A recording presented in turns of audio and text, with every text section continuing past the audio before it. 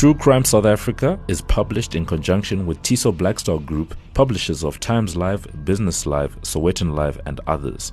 The opinions expressed in this podcast do not necessarily represent the views of Tiso Blackstar Group or its affiliates.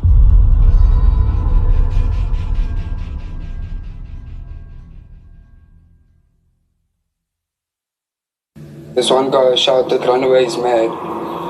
And then Jock stopped and he looked back, and I also looked back. And as Jock looked down, pulled out a sword and he slit Jock from the back.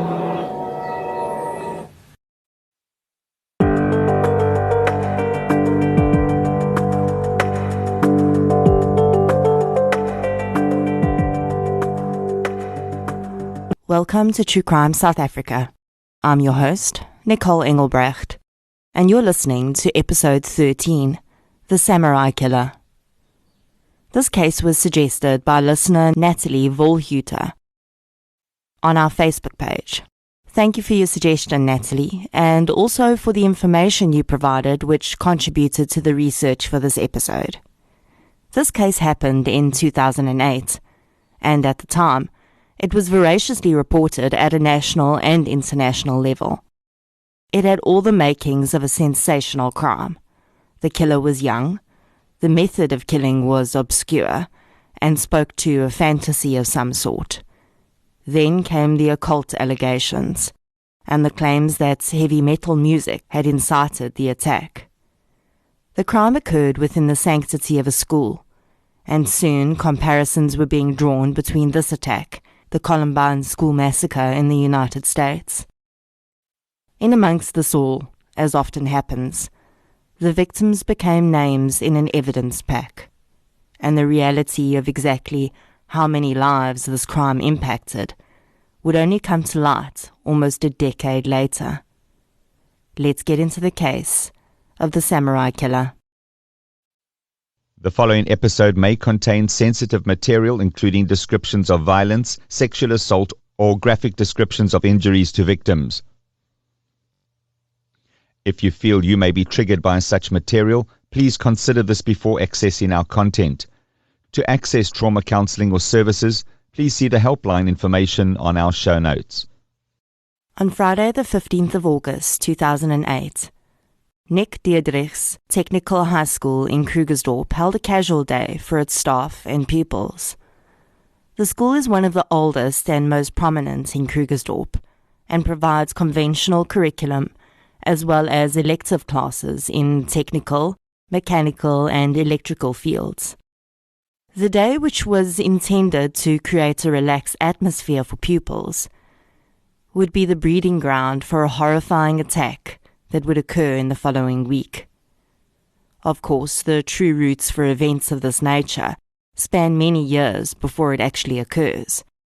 But it is known that in the week before this casual Friday, 18-year-old Mornay Haramsa had started having some disturbing conversations with his school friends.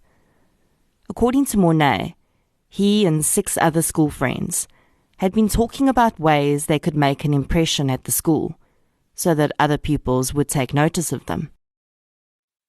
Many of the group were in matric and heading up to their final exams, and perhaps they realized that soon they would leave the school and wondered how they would be remembered.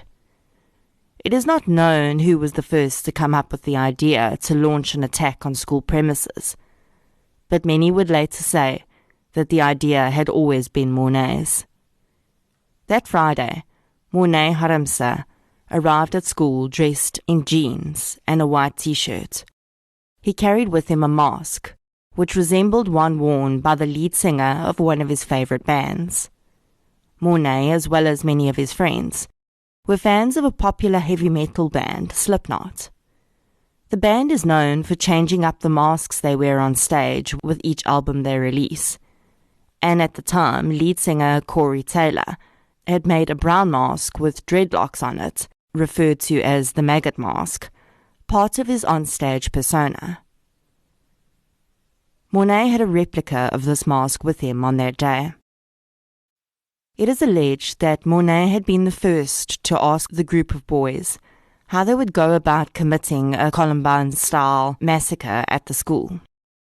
He was referring to an infamous school attack which had occurred in the United States in 1999. The attack had been widely publicized, and its shocking nature had caused the perpetrators and their actions to become almost legendary in internet folklore. The perpetrators of the Columbine School Massacre, Dylan Klebold and Eric Harris, were also in their last year of school, and in a gun and bomb attack, killed 12 students and 1 teacher before taking their own lives. It was alleged that the boys had been bullied and that there was a culture of bullying acceptance at the school. In perhaps one of the first examples of the internet glorifying murderers, to the extent that a fan base formed around them, thousands of teenagers who had experienced bullying or felt undermined or targeted themselves turned Dylan and Eric into heroes. The sad irony is that none of the victims killed in the attack were perpetrators of bullying at the school. In fact, many of them had been victims of bullying themselves. It is harsh evidence of how this massacre had been romanticized that Mornay Haramsa and his friends, living in a town thousands of kilometers from Columbine, and who would have only been 8 or 9 years old when the attacks occurred, were so familiar with the events that they discussed it in detail that Friday afternoon. Mornay would later say that some of the boys had said they would use guns to commit such an attack at their own school, and from there, the conversation had morphed into something more serious, at least in his opinion. Plans were made among the boys about who would use which weapon and who would contribute what. Some of the boys allegedly said that they would bring firearms from home, while another boy claimed that he would build a bomb over the weekend. Mornay had said that he would bring his 3 Slipknot masks and 3 swords, and the boys who didn't have access to weapons could make use of his masks and swords in the attack. The attack was scheduled for Monday the 18th of August. While little is known about the specifics of the plan, whether there were named victims or a set manner in which it was to be carried out, cell phone records from Mornay and the other boys would show that they had continued the conversation about the attack over the weekend by text message. It's alleged that Mornay used the words massacre and bloodbath to describe the upcoming event. Mornay sent messages on a few occasions to the boy who was supposed to be building the bomb, and he had confirmed that he was on track and would bring the device to school on Monday. Something else happened that Friday before the attack, which should have sent major alarm bells ringing. The matric pupils were having a discussion with teachers about their future plans and what they would be doing after they matriculated. The principal of the school would later say that Mornay's answers in the session had frightened the teachers and that they had planned to call him in on the Monday to talk to him about it. Mornay had told his teachers that he wasn't prepared for his upcoming exams and that he didn't think his parents had much faith in him. Mornay then said that it would probably be better if he was in jail, because it would be better to be a bum in jail than a bum on the street. A child who expresses no hope for the future is most certainly very concerning. In most cases, this would make one concerned about possible self-harm. But in this case, Mornay had directly referenced committing a crime, showing that he intended to harm others in some way, as there are no victimless crimes. It would be simplistic to blame the school over this one incident, as it's not as though they could stop him from coming to school over it.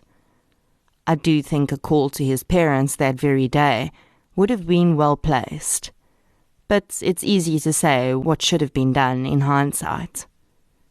Later on, though, it would become very clear that this was not the first warning sign of maladjusted behavior from Mornay, and there had certainly been cause for concern for some time.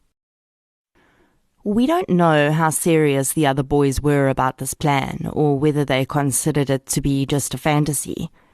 But these 7 boys spent an entire weekend with their families, all the while plotting an armed attack on their school on the Monday. And not a single parent or family member noticed anything strange.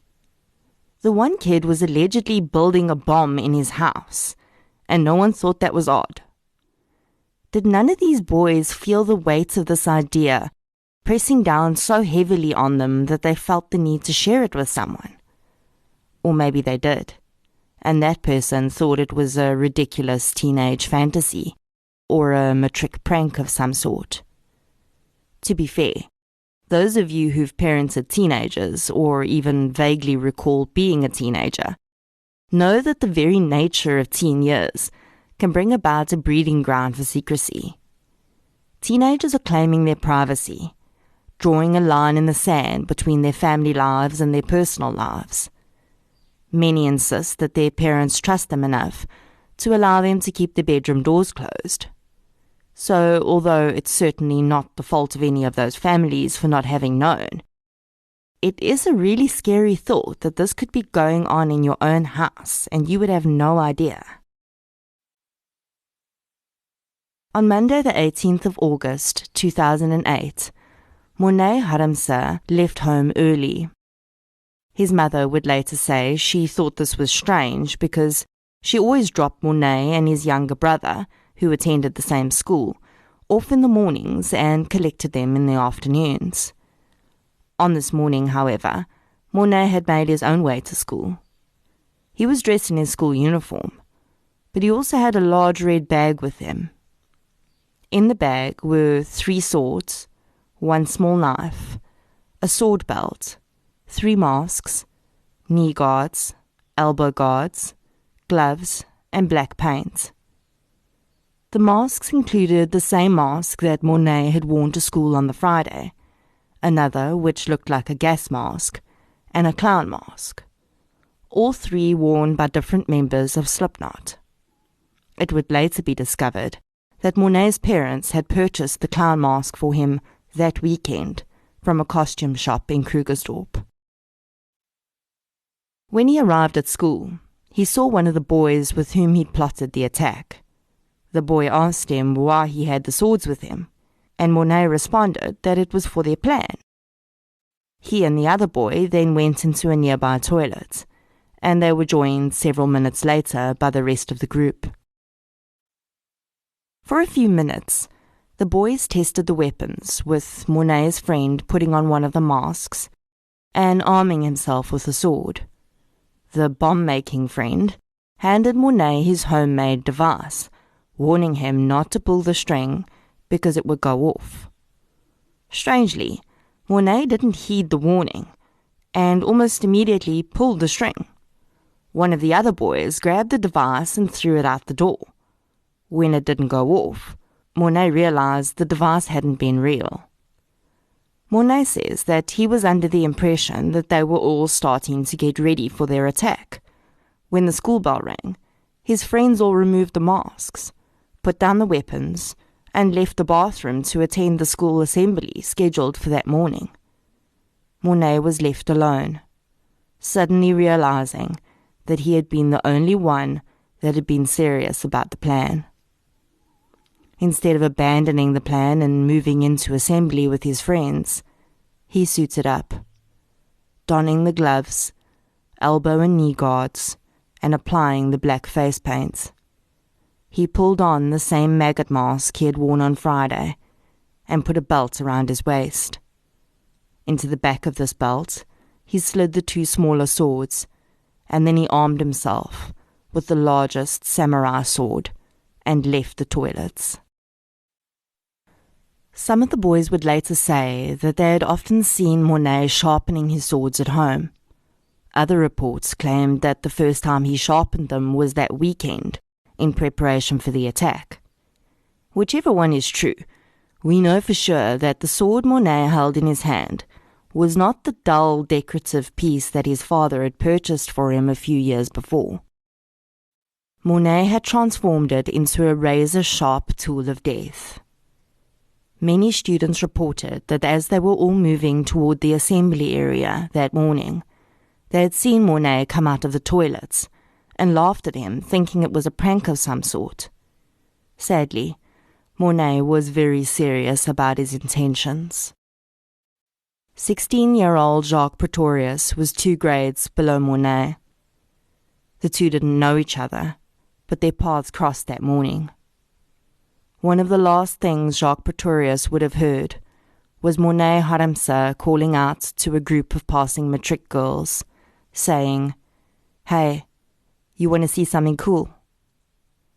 Mornay Haramsa drew back his sword and slashed the neck of Jacques Pretorius.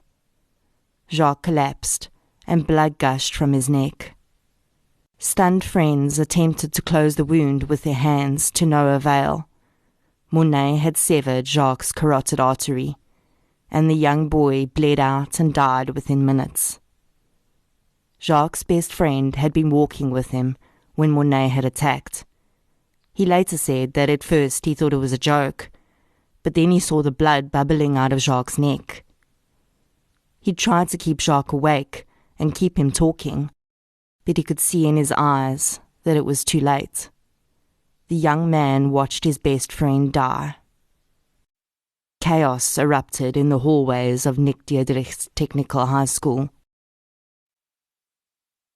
Pupils screamed and ran for their lives, and their fellow learner lay dying in a pool of blood.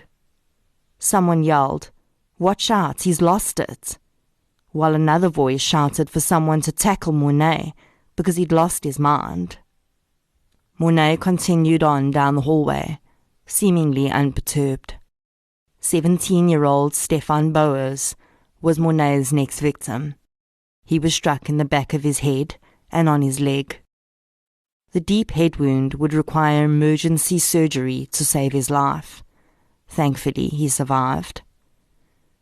The unsung heroes of this tale were 2 of the school's groundsmen, Sam Manamela and Joseph Korisang. The men saw Mornay attacking pupils with the sword, and instead of running away to safety, they ran toward Mornay and attempted to tackle him to the ground. Sam received a deep cut on his arm, and Joseph's ear was almost severed from his head as Mornay lashed out at them. It is unknown what really caused Mornay to stop this rampage, but I suspect that he may have seen his younger brother, as he reportedly threw the sword into the ground and sat on a nearby low wall. Several sources report that at this time, Mornay's younger brother approached him, picked up the sword, and fled with it, disarming his brother. While the terrified students scurried to safety and Mornay's victims lay bleeding on the ground around him, a teacher approached him and asked him to come with him to the principal's office. Mornay pulled off the mask, revealing the black paint on his face. He appeared dazed and asked teachers what had happened. Once in the principal's office, he had said that Satan had told him that if he didn't kill people by the end of the day, then he would be killed.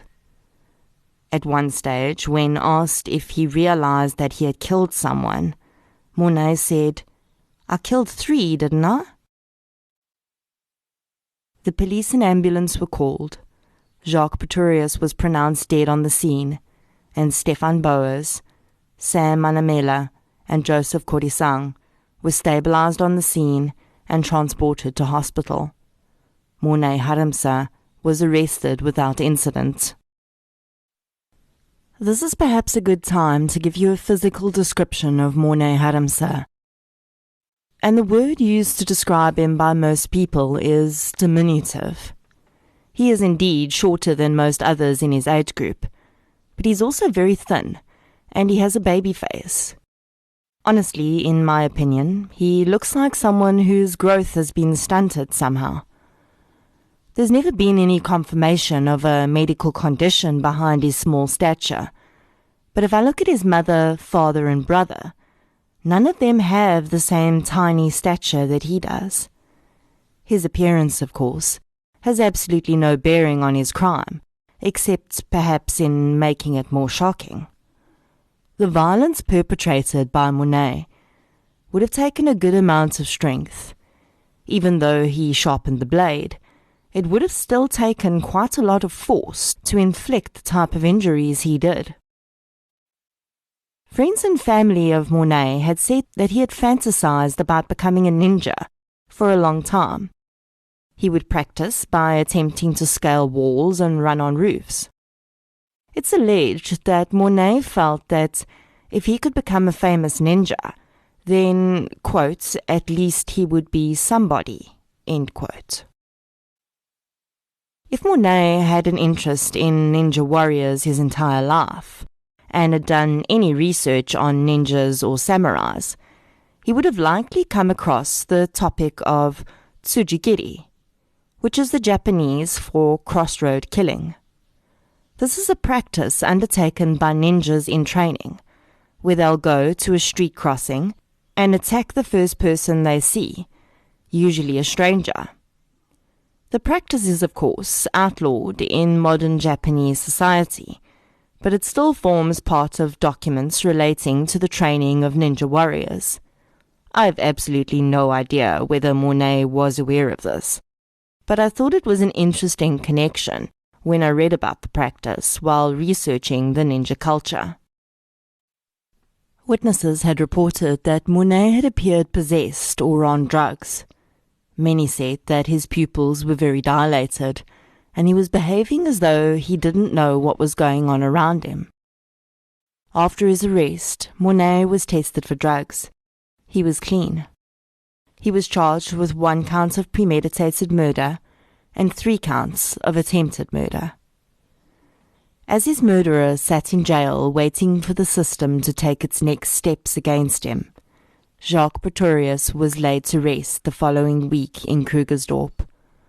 A wall at Nick Diedrich's technical school became a temporary memorial with students writing messages to their fallen friend and pinning flower arrangements to the fence. Hundreds of people attended the funeral as the police investigation started to turn up evidence and people close to Monet started to talk. The rumor mill exploded with accusations. Another pupil was arrested on the same day as Monet in connection with the attack. It was the boy who had pulled on the mask and picked up a sword in the toilet.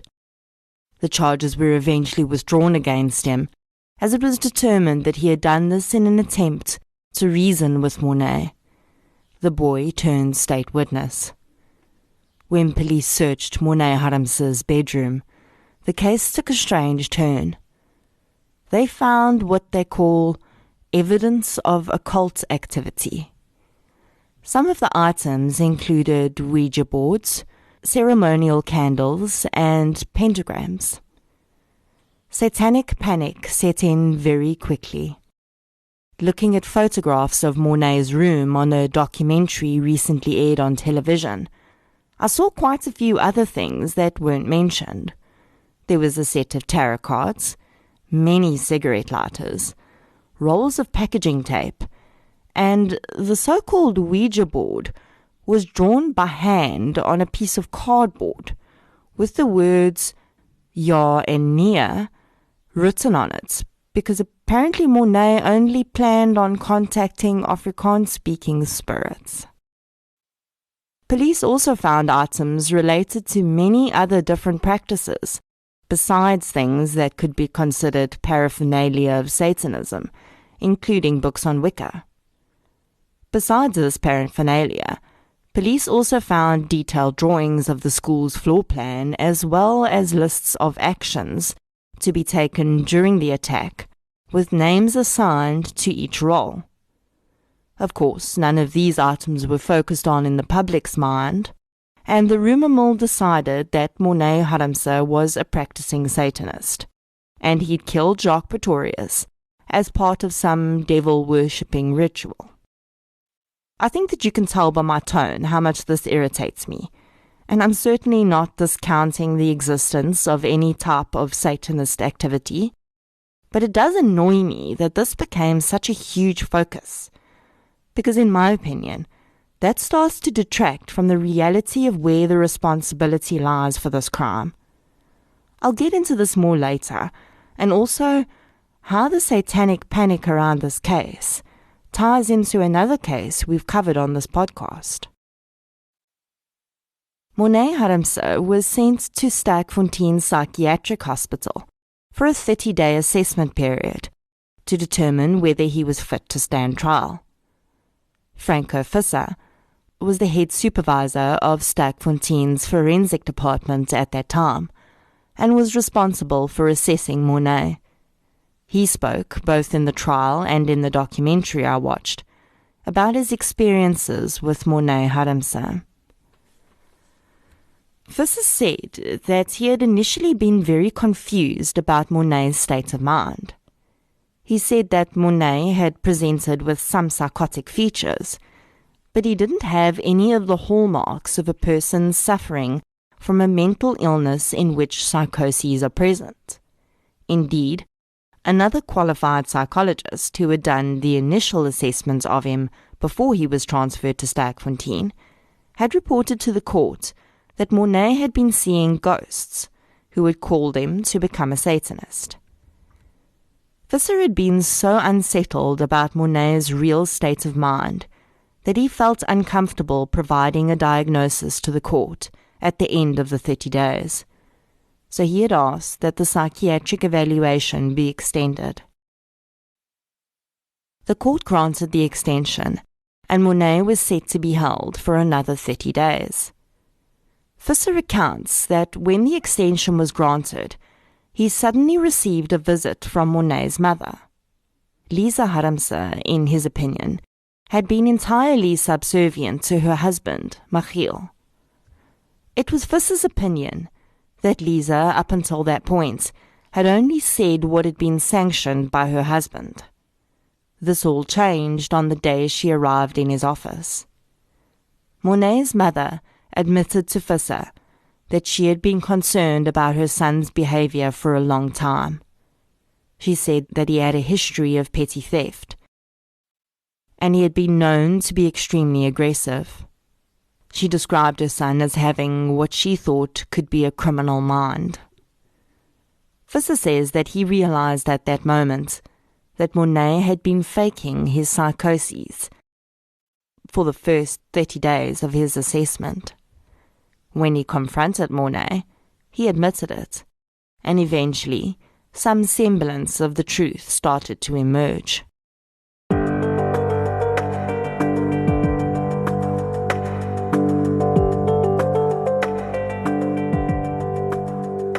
Mornay claimed that he had been bullied at school.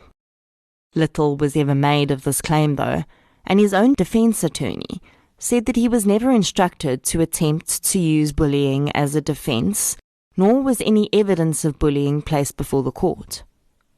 Visser, from a psychologist's perspective, does feel that Mornay experienced bullying at school, and says that he does think it impacted Mornay to some extent, although the real part that it played in his crime is difficult to say. Mornay's school friends said that they had never witnessed Mornay being bullied. Considering his small stature, I think it's safe to say that he would have drawn some cruel remarks from other children at some time in his life. I also don't think that his friends saying that he wasn't bullied doesn't mean he wasn't. When you're a child, you don't see things from the same perspective as you would when you're an adult. And often behavior may not seem like bullying, but may be classed in a child or teenager's mind as teasing or messing around, when in fact it's actually quite hurtful to the recipient. Mornay did make statements to his friends in the planning phase of the attack that this was their chance to get back at all of those who had wronged them. There are two things that don't fit here, though. Mornay may have been bullied, but he was not an outcast. He had at least 6 close friends, and that's far more than many children have at school. The other thing that doesn't make sense here is that, just like in the Columbine massacre, none of Mornay's victims had bullied him. He didn't even know Jacques' name. Stefan Bauer hadn't bullied him, and the two groundsmen had probably never even spoken to him before. There was another type of bullying in Mornay's life, though, and it was far closer to home. Mornay admitted to Visser that his father had on several occasions, in his words, beaten him up. Visser went to great lengths in his assessment to differentiate between corporal punishment, which, whether you agree with it or not, is still a very real form of discipline in some households, and a form of violence which crossed the line. From Mornay's perspective, as well as some admissions from his mother, his father had definitely crossed the line on a few occasions, and this had left a deep impression on Mornay. He described his father as a strict disciplinarian, and I certainly get this impression from Michiel Harmse just by looking at him. He's a well-built man and has a hard face. Interestingly, though, he displayed a lot of emotion in the courtroom and cried easily. Mornay's mother had also admitted to Visser that she'd had her own struggles with mental health and had attempted to commit suicide on several occasions.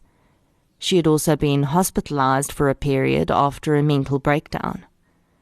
A picture emerged of a relatively difficult home life, where aggression was prevalent, and his parents may have been a bit too wrapped up in their own issues to give him the type of attention he needed. Mornay, in fact, admitted that his crime had been a way to get attention. Mornay said that he felt like a failure at everything he tried, and he was trying to make a name for himself by doing something he would be remembered for. Let's analyze this for a minute, because it would be easy for us to say, well, clearly he was neglected and that's why he turned to violence. But I think this runs far deeper. Whatever their shortcomings, Michiel and Lisa Harmse could not have been more attentive towards Mornay during his trial. They came across as very caring parents.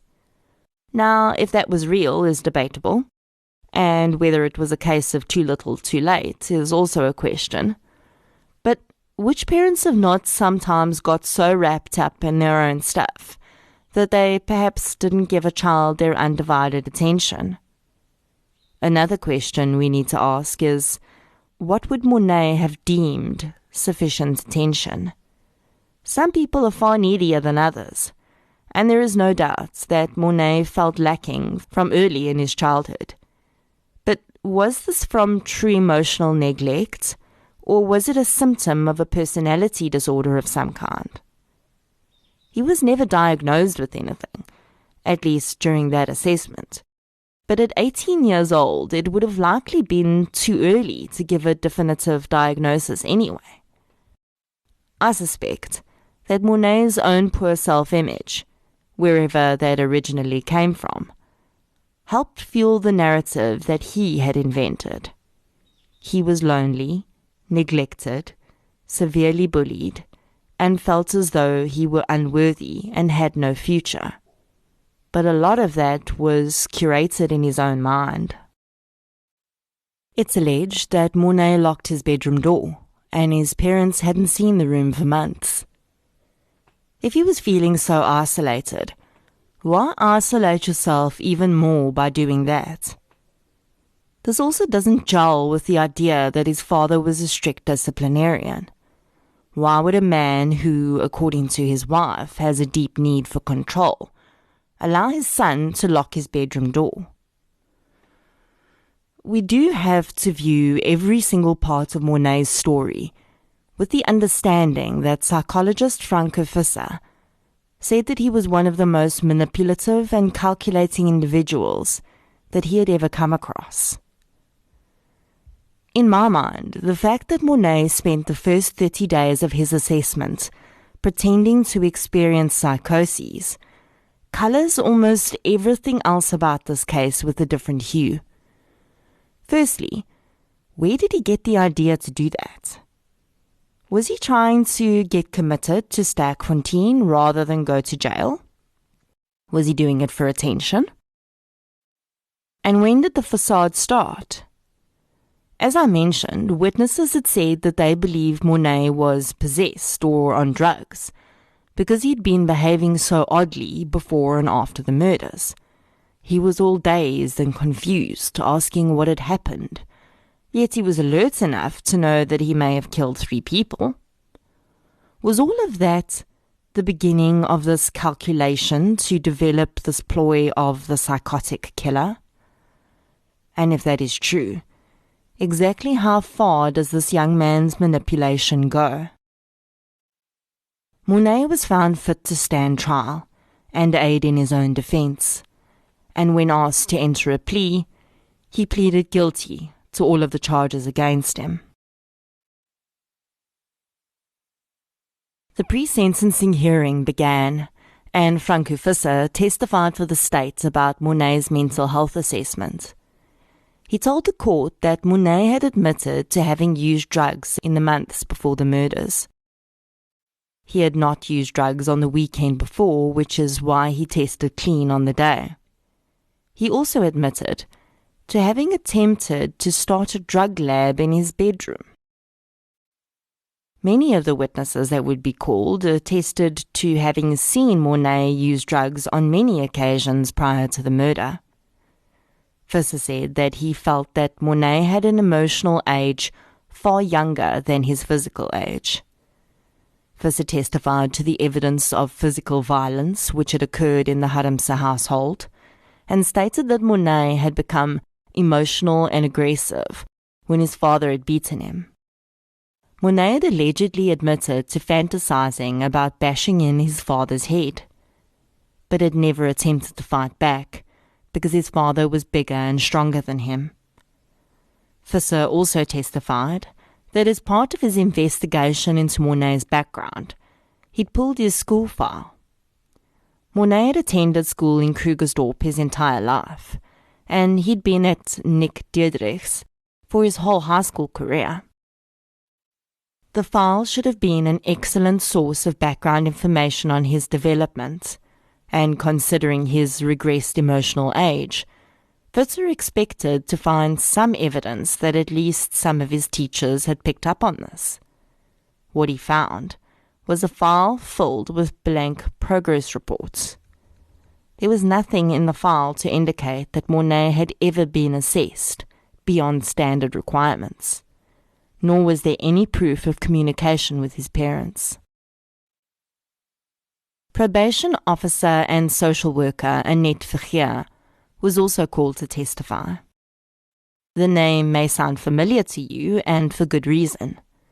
Vergeer has testified in many high-profile cases, including the Oscar Pistorius trial and the Krugersdorp killers trial.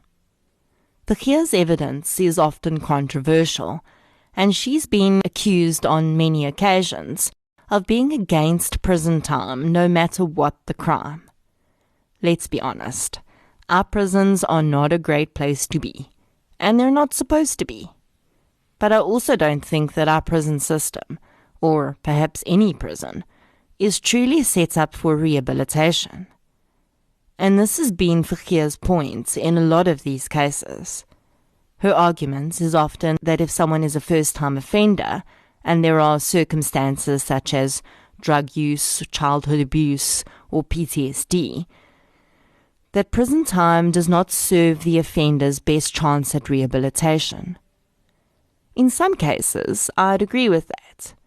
But Vergeer has also been accused of being easily manipulated by offenders. Her recommendation in Mornay's case was that he should be sent to a juvenile facility, and that he should not be given a long prison sentence. She was also forced to admit that Mornay had told her he had used drugs on several occasions while in prison, but she didn't feel that this was an indication that he lacked remorse for his crime. Let me be clear that I don't have an opinion on Annette Vergeer. She is a highly experienced social worker and probation officer, and I'm in no position to say whether her assessment of Mornay or any other offender is accurate. I do think that there's a reason she is continually called in as a witness for the defense in case after case, and I think that is because her views on the prison system work well as mitigating testimony. In September 2009, Morne Haramsa was sentenced to 18 years imprisonment. The judge accepted testimony that even though he was an adult in physical terms, he had a juvenile psychological disposition and therefore did not meet the requirements for the minimum life sentence for murder. He was sent to an adult jail. When the judge read out his judgment and referred to the violence Morne had experienced within his own household, Morne's father began to sob. At the end of the documentary I watched, they claimed that he would be allowed to apply for parole in 2024. But I'm not sure how they calculate that, because no non-parole period was set, and therefore he should be able to apply for parole halfway through his sentence, which would be 2018. In fact, last year an article appeared in the Krugersdorp News stating that Morne was being considered for early parole due to good behavior. I also have it on good authority that in 2014, people close to Morne were making statements that he, quote, only has 5 years to go, end quote. And more recently, statements were being made that such a time is coming closer. In the Krugersdorp News article in 2018, the investigating officers as well as psychological experts were quoted as saying that they didn't feel Morne was ready for release.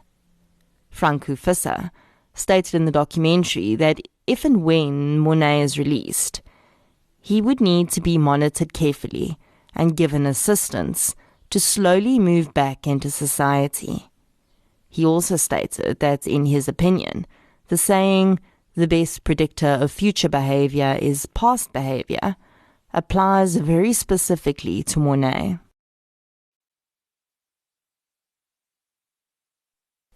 Jacques Pretorius' mother, Adele, and aunt, Leonie, were unhappy with the sentence that Morne received, feeling it far too light for the taking of a life. When asked if she could ever forgive Morne, Adele said that she definitely couldn't at the time of the trial, and she didn't know if she ever could. The parallels between this attack and the Columbine massacre are actually quite compelling. The two attackers in that case also had detailed drawings of their school, and they had a complex plan drawn out, which didn't come to fruition. They wore items designed to intimidate and shock during their crimes. The knee guards and elbow guards were items that the Columbine killers wore. It had emerged after their attack that there were also several of their friends who had heard them talking about the planned attack. They even convinced a female friend to buy them a gun. The mother of one of the killers, Sue Klebold, has become a public speaker and activist for teen mental health. She wrote a book many years after the murders, detailing her experience in the hopes that it would help other parents to see the signs in their children before it is too late. The book is called A Mother's Reckoning, and I highly recommend that any parent of a teenager read it. I tried to keep some of the things that she said in mind when I did this episode, because her description of the way she was treated by the public was shocking. There are a few things that I think Sue did well, though. She never once condoned her son's actions. She never said he made a mistake or it's because he was bullied. She, in fact, did not believe he was bullied. The main difference here, of course, is that Dylan Klebold committed suicide after his massacre, so Sue had no one to ask questions of. She actually says in the book that sometimes she thinks it's better that Dylan died, because she has no idea how she'd be able to support him after what he did. The other side of the story is how Sue described Dylan at home. The woman who would most likely have known him best describes a kind, loving young man. He had some behavior issues, but nothing that couldn't be considered normal for a teenager. And then he woke up one morning, packed a bag, and left the house early, just like Mornay did, and massacred 13 people. The two attackers in this case filmed themselves preparing for the attack for a few weeks before. When Sue watched those videos, she said that it was like seeing a different person talking through her son's mouth. The Klebold household was not abusive, but still, Sue's son would go down in history as one of the most prolific school murderers in the United States. I'd like to spend a bit of time on the so-called Satanism aspect of this case, as well as the Slipknot connection. For a long time after the murder, much was made of the fact that Mornay had worn masks like the ones members of the heavy metal band had worn, as well as the fact that he had listened to one of the band's songs entitled Wait and Bleed on the morning of the murder. Mornay's case is not the first to involve a Slipknot song. In 2003, 20-year-old Jason Lamar Harris and 16-year-old Amber Rose Riley from San Bernardino, California, were convicted of killing their 22-year-old acquaintance, Terry Taylor, by stabbing him more than 20 times and then slitting his throat. The pair had claimed to be driven by a song called Disaster Piece by Slipknot, which refers to stabbing. That said, there are also about 20 other cases where other bands or musicians were mentioned in homicide cases, even U2. The one common denominator in all these cases was that the perpetrators were all either teenagers or young adults. The other thing they all had in common was that they were either suffering from some form of mental illness or they were already involved in criminal behavior. Why do we listen to music? Well, besides maybe enjoying the beat or the way the singer's voice sounds, we listen to music because we can often relate to something in the lyrics, or at least something that we perceive to be in the lyrics. Songwriting is like most other forms of art. It's open to interpretation in its meaning. I can look at a painting and just see a house, and you might look at it and see the entrance to hell. The only thing that differs is our perspective. In my opinion, it's the same with music. Heavy metal does not make people kill other people. Choice makes people kill other people. Mental illness does too. And sometimes people just kill other people for absolutely no reason. Thousands of South African fans listened to Slipknot. One decided to kill other people after doing so. Mornay's 6 friends also all listened to Slipknot. They also all wore masks. They didn't kill anyone. The lead singer of Slipknot actually commented in the media about this case. Corey Taylor said, quote, "Obviously I'm disturbed by the fact that people were hurt and someone died. As far as my responsibility for that goes, it stops there, because I know our message is actually very positive." End quote. And honestly, I completely agree with him. Corey Taylor sang a song and created an on-stage persona. Corey Taylor did not kill anyone. The last thing I want to say about this is that I'm pretty sure there are a lot of killers out there that listen to country music before they killed someone too, but no one is trying to tar and feather Dolly Parton. Satanic panic. As I mentioned in the beginning of this episode, there's a disturbing link in this case to another case we've covered on this podcast. It even happened in the same town. You guessed it, it's the Krugersdorp Killers.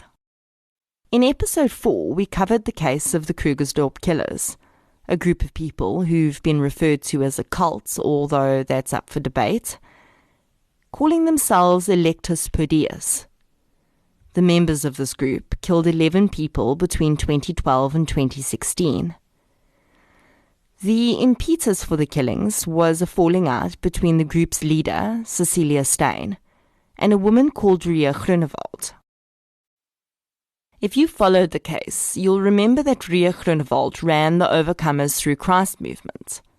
The movement gave courses on how to avoid and escape Satanism. Well, guess what sparked the formation of this movement? That's right, Mornay Harmse. In 2007, Overcomers Through Christ was a prayer group. When Mornay Harmse committed this murder in 2008, the town of Krugersdorp became so panicked by the idea of Satanists in their midst that Groenewald started designing the anti-Satanism courses. We all know by now that it was these courses that drew Groenewald and Steyn together, and also eventually tore them apart, which sparked Cecilia's own murderous rage. Groenewald, of course, denied that OTC was ever hosting these courses, but many members of the group and residents of Krugersdorp have come forward to confirm that it was happening. I must tell you that when I read about this link for the first time, my mouth literally hung open. I've always believed in the concept of 6 degrees of separation, but who knew that would be a thing in true crime?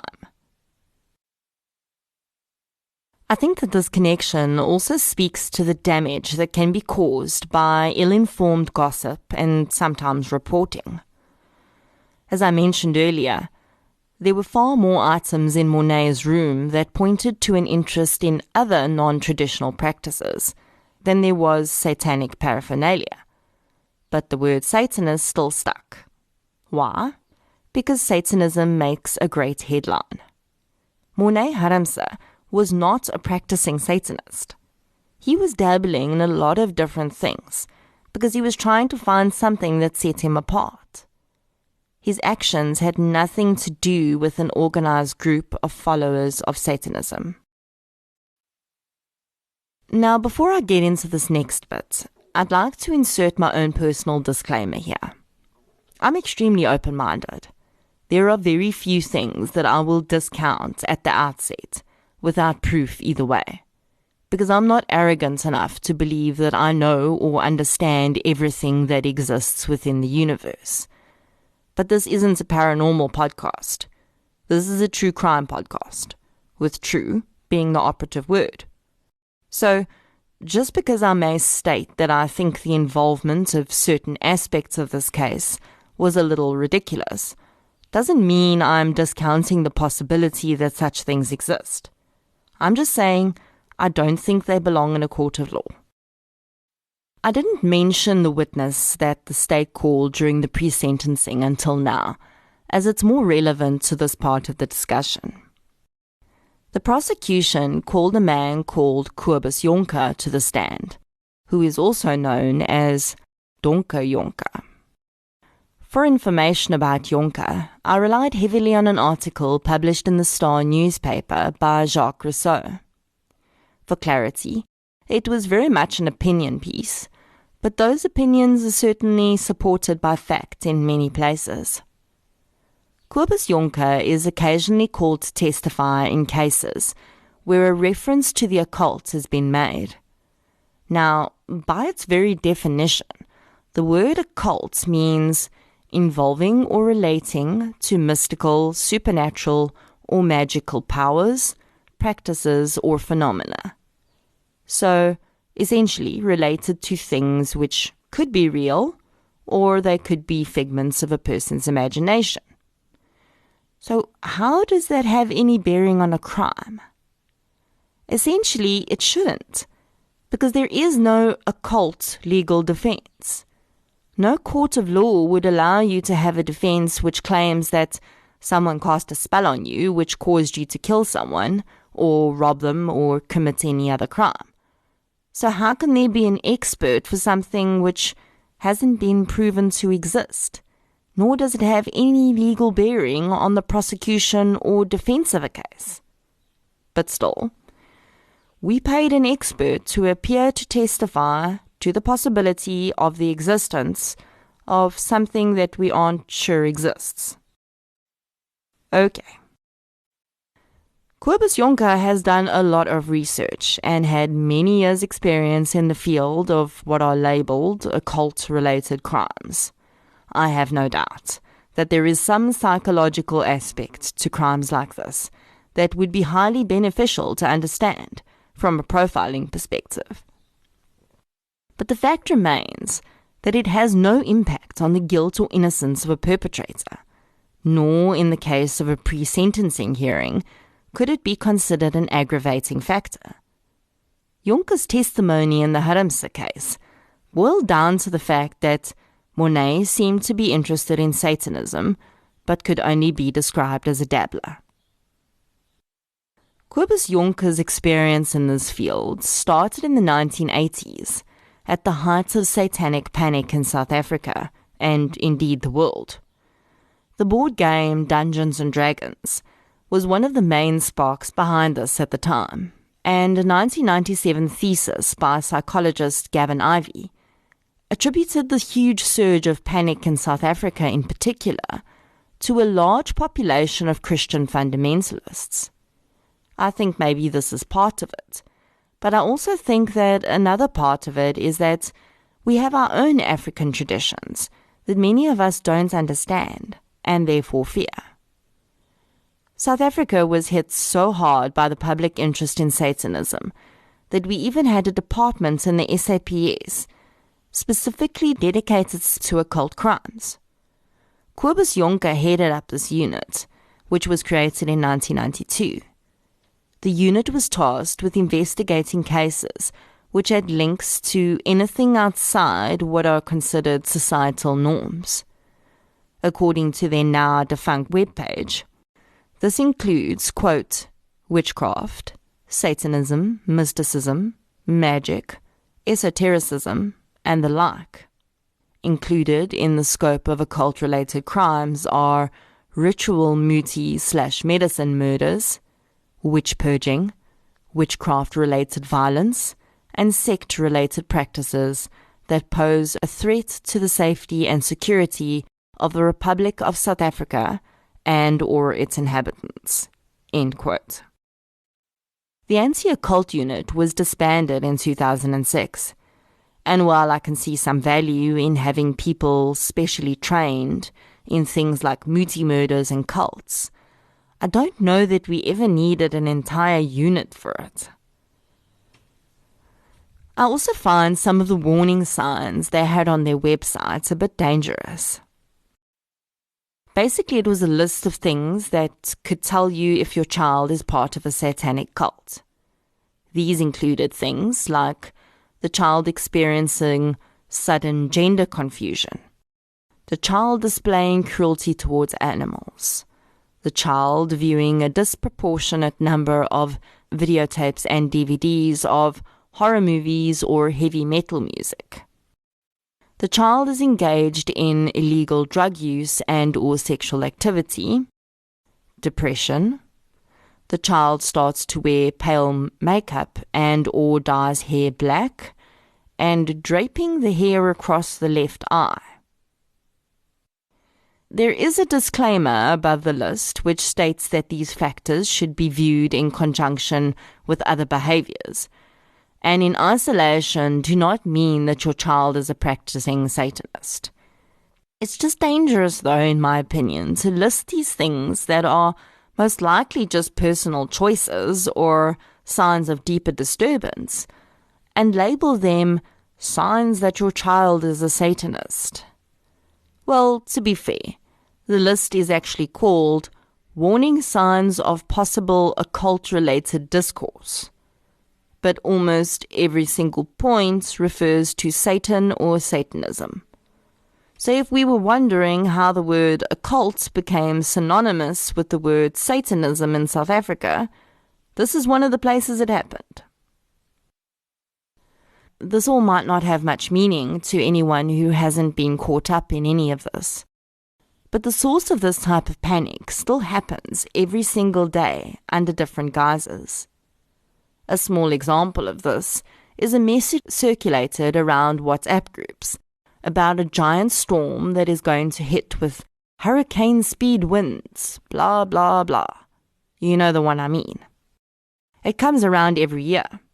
The same message, word for word. Yet people still share it. And they still freak out. And they still leave work early and block up the roads. And why? Because they were afraid. And they didn't take the time to educate themselves.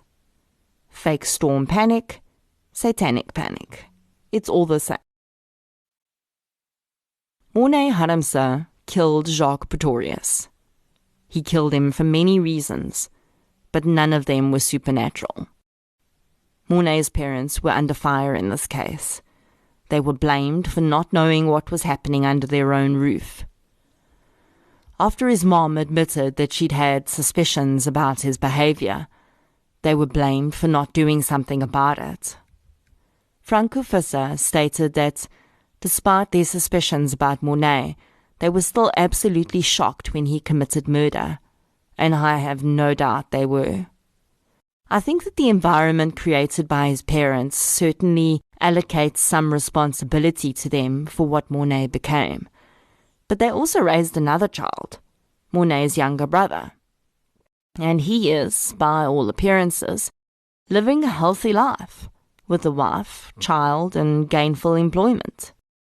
It's the old nature versus nurture argument. On the 21st of August 2018, just 3 days after their son had committed murder, Mornay's parents released a statement through their lawyer. It read as follows, quote, "Firstly, we want to extend our heartfelt sympathy to the Pretorius family. We realize your precious possession has been taken away by our child's deed. We are terribly sorry and wish that the circumstances weren't so, and that we could change them. Mornay is very small and scrawny for his age. Until Monday morning, we never thought he was capable of such a thing. We are a very solid family, and our children are raised strictly, but with a lot of love. Because of Mornay's physical build, he was often belittled during his formative years. Where we could, we stood up for him and spoke to the bullies involved, but also accepted it as part of life. During a visit with Mornay on Tuesday, we saw that we never realized the true impact that the physical and emotional abuse had on him. He explained to us that he felt so powerless and worthless that he wanted to make a stand. He went to school intending to give them, which was never directed at a specific person, a fright and to hurt them, but he never intended to kill anyone. He wanted to release built-up frustration and his feeling of powerlessness. He wanted to be someone. Mornay was a very small baby at birth, and through life, we knew him as someone quiet who knew his place. To our regret, it looks as though Mornay experimented with Satanism, and that in his psyche, it offered him a measure of protection. It was as though he could escape into this idea, that he would experience certain powers which would then offer him a protection mechanism. His words to us were, "When I put on the mask, everything became dead quiet, and my body moved. I wanted to stop, but couldn't." He also mentioned that the matric final exams had put a lot of pressure on him. Although he never failed a grade, he was terribly afraid that he would. We suspect a combination of stress, bad self-esteem, wrong influences, and an absolute feeling of powerlessness led our child to this terrible deed. During our visits in the cells, Mornay was terribly confused and only realized on Tuesday that someone had died. He remembered basically nothing about the incident. 2 lives have been destroyed by this unfathomable incident. We appeal to all parents to have deep conversations with their children to make sure everything is all right. One is inclined to attribute certain personalities to physical development, but that isn't always the case." End quote. So there's a few things I'd like to address here. I do believe that this was originally written in Afrikaans and then translated. So it's possible that that's the reason for the odd use of the word possession to describe the deceased son of a grieving family. It also bothers me that, although at this time the reports of violence at home were not public knowledge, his parents see fit to refer to the bullying he experienced as some sort of external impetus for his actions. They state that he had been confused and only realized the Tuesday after the incident that he'd actually killed someone. I'm not calling his parents liars, but I find this very difficult to believe. He told witnesses at the scene that he'd killed 3 people. He was arrested, and surely he would have been told why. He was questioned directly afterwards. I highly doubt that no one mentioned that Jacques had died. I can't say why they felt it necessary to make the statement. Maybe they thought it would stop the media hammering at their door. But I don't think it was necessary, and I don't think it was fair to Jacques' family or the surviving victims. But that's just my opinion. During the pre-sentencing hearing, Lisa also spoke to a journalist outside the courthouse. She said that Monet is well liked in prison, and everyone goes to him for advice. She pointed out that Monet had given some of his clothing to a fellow inmate to wear to court. She says that Monet is a good person who made a mistake. Michiel Harmse does not face the camera at this time. He turns his back on the journalist and talks to his wife, then quite suddenly puts his hand on her arm and leads her away. So that's a whole lot about Monet Harmse, and unfortunately not very much about Jacques Pretorius. At his funeral, a paragraph was printed in the program that read, quote, "Jacques, in the 16 years, 7 months and 3 days that you as a son, brother, cousin and friend had been part of our lives, we experienced joy and grief. Jacques, you were taken from us so suddenly. It hurts very much, but we know that God is holding you safely in his arms." End quote. Stefan Boas recovered from his physical wounds, and is married and living in Johannesburg. Unfortunately, there's no information available about the progress of Sam Manamela and Joseph Kodisang, and I really feel that they were the forgotten victims in this case. Maybe they weren't school children, but they were still victims. And honestly, if it hadn't been for their brave actions, many more lives may have been lost that day. It is because we have so little information about the victims that I wanted to give you insights into a few other aspects of the case, like the occult claims, the Slipknot connection, and the Columbine parallels. Maybe that information will reach just one set of the right ears, and a parent will figure out that their child needs help before it's too late. And then maybe we won't have to do another podcast episode about victims we don't know. Monet Harmse is a bit of an enigma. He's now 29 years old, and in a recent photo I saw of him, he doesn't appear to have aged a day. There is every possibility that he may be released any day now, if he hasn't already been by the time this episode airs. The question is, has his mental progression been greater than his physical progression? Franco Visser, the state psychologist, says that his concern is Monet's capability to manipulate, and the fact that he's been rubbing shoulders with hardened criminals for the last 11 years. What has he learned that he didn't know when he went in? I can only hope that when he is released, that there'll be a plan for him that involves him going into a stable environment, where his past is acknowledged and faced head-on, and not brushed under the carpet and excused with he made a mistake. I'm sure that the Krugersdorp community has changed a lot since Mornay has been away. But often the more things change, the more they stay the same. And I can only wonder how the community will feel about having Mornay back within their bosom, if that is where he chooses to go. For Jacques Pretorius, there'll never be another homecoming. His mother cannot go and visit her child, except maybe at his grave.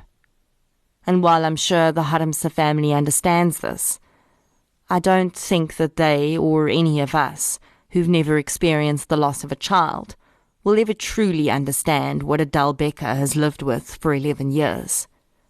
And that, for me, is the true sadness of this case. Once again, the sensation of the killer, his methods, his madness, and all the ridiculousness that was created around it, eclipsed the victim, a 16-year-old child who died for no reason. Thank you for listening to episode 13, The Samurai Killer. If you enjoyed this episode, please remember to subscribe to True Crime South Africa on the app you're using to listen. You can also follow us on social media. We're on Facebook, Twitter, and Instagram. True Crime South Africa releases full episodes every second Friday, and mini-sodes on the Fridays in between. As always, thank you for your support, and I'll chat to you soon.